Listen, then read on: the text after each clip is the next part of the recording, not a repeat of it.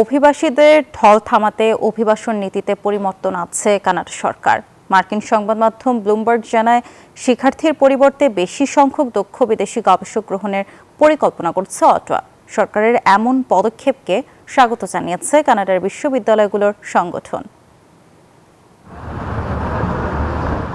উচ্চশিক্ষা লাভের আশায় প্রতি বছরই বিশ্বের বিভিন্ন প্রান্ত থেকে কানাডায় পাড়ি জমান বহু শিক্ষার্থী। তবে এ পথ কঠিন করছে দেশটি। এবার অভিবাসীদের ঢল থামাতে অভিবাসন নীতিতে পরিবর্তন আনছে সরকার।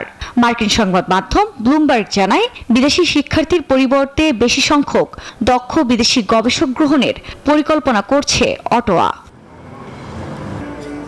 প্রধানমন্ত্রী মার্ক কার্নির নেতৃত্বাধীন সরকারের প্রথম প্রস্তাবিত বাজেটে এই পরিবর্তনের স্পষ্ট ইঙ্গিত পাওয়া গেছে। বাজেট অনুযায়ী আগামী অর্থ বছরে বিশ্বের বিভিন্ন দেশ থেকে 1000-এরও বেশি দক্ষ গবেষক আনার লক্ষ্যমাত্রা নির্ধারণ করা হয়েছে। এ প্রকল্পে বরাদ্দ হয়েছে $120 কোটি।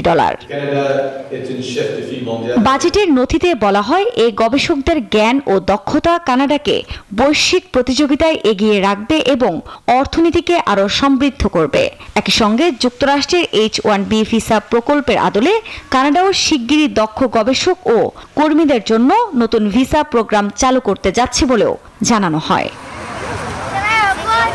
সরকারের বাজেট পরিকল্পনা অনুযায়ী 2026 থেকে 2028 সাল পর্যন্ত প্রতি বছর সর্বোচ্চ 3,80,000 নতুন অভিবাসীকে স্থায়ী বসবাসের অনুমতি দেওয়া হবে।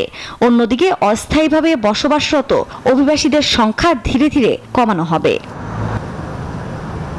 সরকারের এই পদক্ষেপকে স্বাগত জানিয়েছে কানাডা বিশ্ববিদ্যালয়গুলোর সংগঠন ইউনিভার্সিটিজ কানাডা। আফরিন মৌ, নিউজ 24।